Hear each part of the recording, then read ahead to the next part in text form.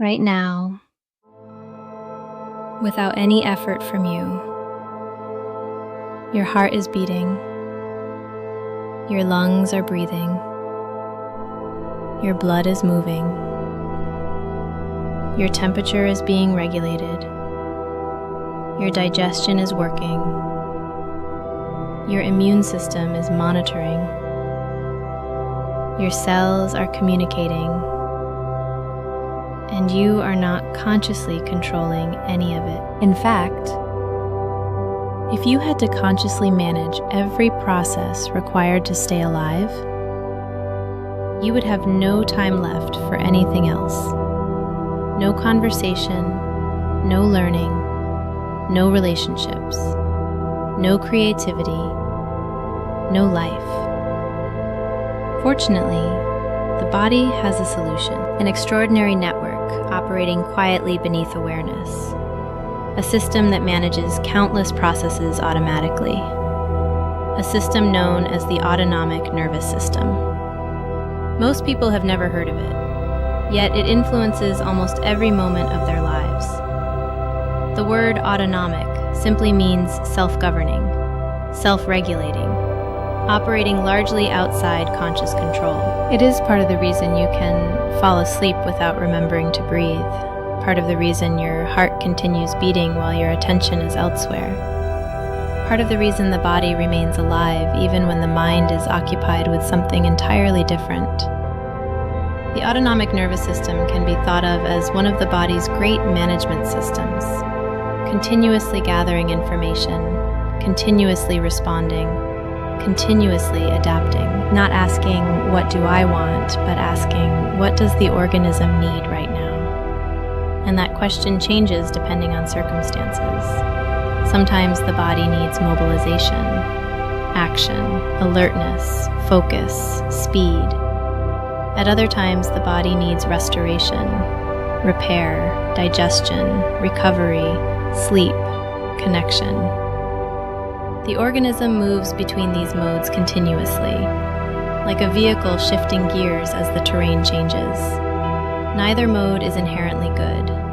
Neither mode is inherently bad. Both are necessary. Imagine driving a car. There are times when acceleration is useful, merging into traffic, avoiding danger, climbing a hill. And there are times when braking becomes equally important, parking, turning, stopping safely. A vehicle that could only accelerate would be dangerous.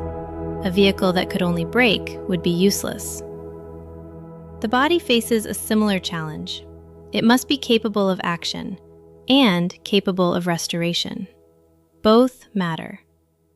The autonomic nervous system helps coordinate that balance. For simplicity, many people learn about two broad branches, one often associated with mobilization, the other often associated with restoration. These descriptions are useful, provided we remember that reality is more nuanced than simple categories. The body is not a light switch. It is a dynamic system, a spectrum of responses continuously adapting to conditions. When the body perceives challenge, certain resources become prioritized.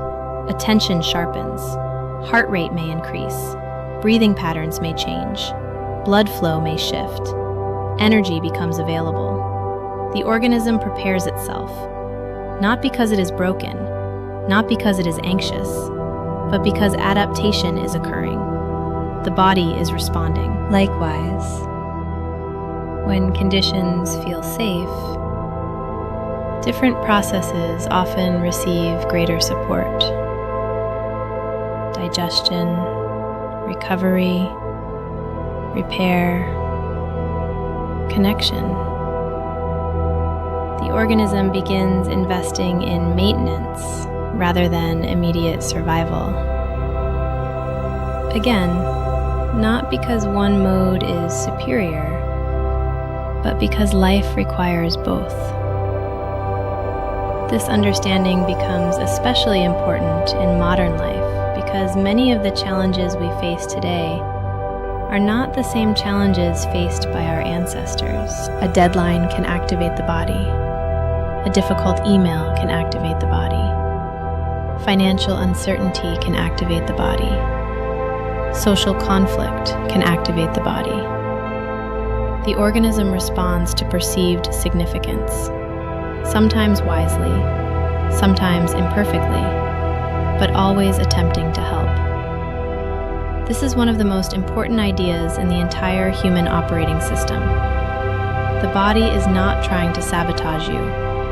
The body is trying to protect you, even when the response feels uncomfortable, even when the response feels excessive, even when the response no longer fits the situation.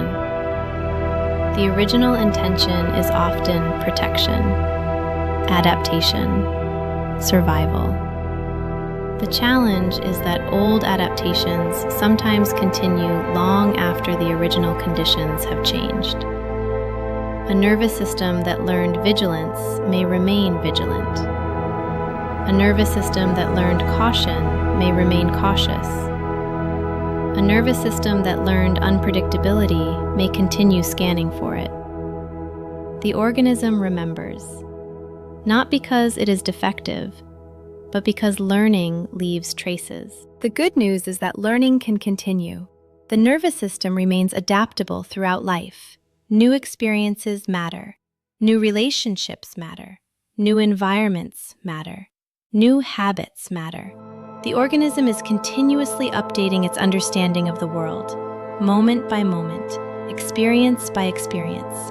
This is why small changes can sometimes have surprisingly large effects. A little more sleep, a little more movement, a little more sunlight, a little more connection, a little more recovery.